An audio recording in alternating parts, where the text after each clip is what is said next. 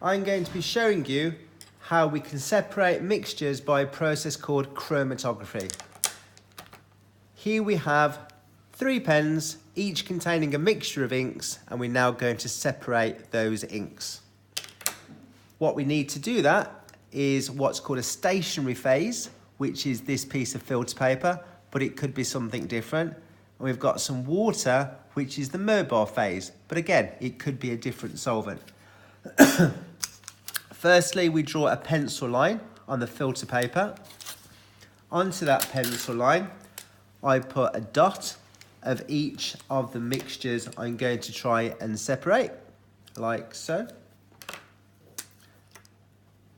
And then we put the filter paper into the water.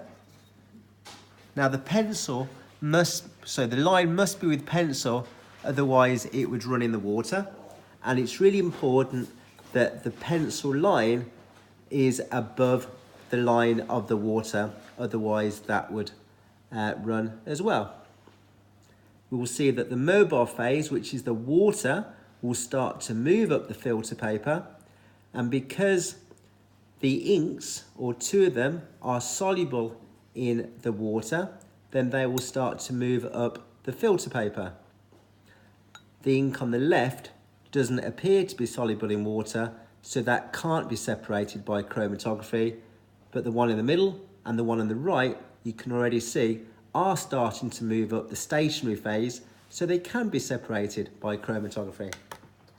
Now that takes a while, so I made one earlier, and there we can see that my 3 different inks, A wasn't soluble at all, so that couldn't be separated, but B and C could be separated.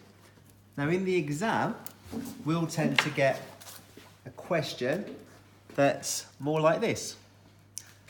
So the chromatography paper might be represented by something like this, and you'll see that A has just separated into one substance, B has separated into one substance, but C has separated into 2 substances. A and B are both pure substances because they only contain one type of chemical.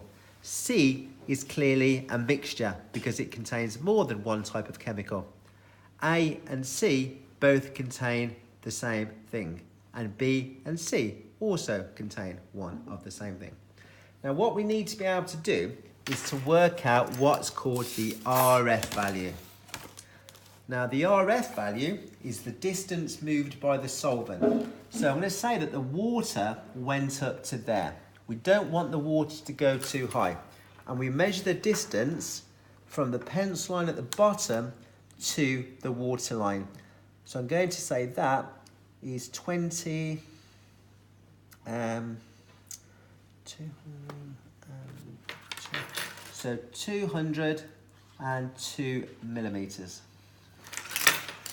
I'm going to say that that dot there, I measure it from the middle of the dot to the pencil line, is 140 millimeters. So to work out the RF value of that dot there, we would have the distance moved by the substance, which is 140, divided by the distance moved by the solvent, which is 202, and that would give us the RF value for that substance there. So chromatography is a separation technique for mixtures. Thank you for listening.